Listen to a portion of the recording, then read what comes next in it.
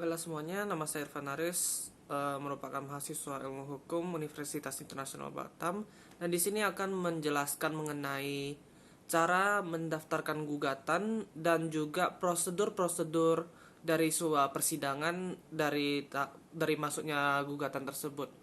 Nah, jadi di sini hal pertama yang perlu diingat bahwa gambar umum dari semua tahapan-tahapan yang akan saya jelaskan itu tidak akan terlalu jauh berbeda dengan hukum perdata pada umumnya, karena pada dasarnya hukum Islam yang kita ini kita akan menganalogikan kasus yang kita anggap yang akan kita angkat adalah kasus perceraian. Jadi begini, di saat akan mendaftarkan suatu gugatan itu seorang pemohon itu akan melampirkan gugatannya itu kepada pengadilan agama.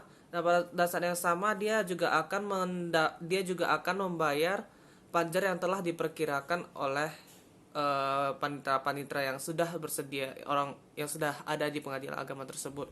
Jadi setelah membayar panjar, maka dengan itu baru sebuah gugatan dapat dimasukkan.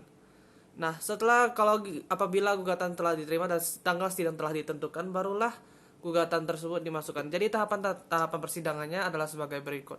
Pertama akan dimulai dengan pembacaan gugatan. Jadi gugatan ini akan berisi mengenai kronologis kejadian dan fakta-fakta yang ada tentang kenapa gugatan ini bisa ada, dan juga tentu saja alasan-alasan kenapa gugatan ini disampaikan. Barulah masuk kepada petitum, di mana dalam petitum ini dijelaskan apa saja tuntutan-tuntutan daripada penggugat.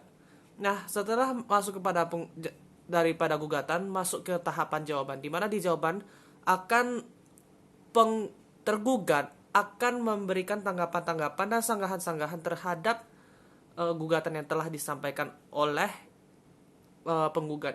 Jadi di sini itu dia akan menanggapi secara formil dan material terhadap isi daripada gugatan-gugatan itu. Jadi bisa saja dipertanyakan itu tentang kompetensinya, bisa saja terhadap konten daripada gugatan tersebut langsung. Baru kembali lagi, tahapan selanjutnya yang akan dilalui adalah merupakan tahapan replik, di mana ini akan merupakan jawaban daripada penggugat terhadap tergugat, dan kemudian dilanjutkan kepada duplik yang merupakan jawaban terhadap replik oleh tergugat, baru masuk kepada pembuktian. Jadi pada pembuktian ini biasanya akan dilampirkan pembuktian melalui surat-surat dan juga melalui saksi-saksi. Jadi dari bukti surat bisa ditemukan keterangan-keterangan yang mungkin akan mendukung terjadinya perceraian ataupun kasus apapun yang berhubungan dengan pengadilan agama tersebut. Dan tentu saja kalau mengenai saksi perlu 2 orang saksi supaya bisa sah dinyatakan sebagai saksi, dan kemudian saksi-saksi ini akan memberikan keterangan untuk menjelaskan tentang perceraian tersebut.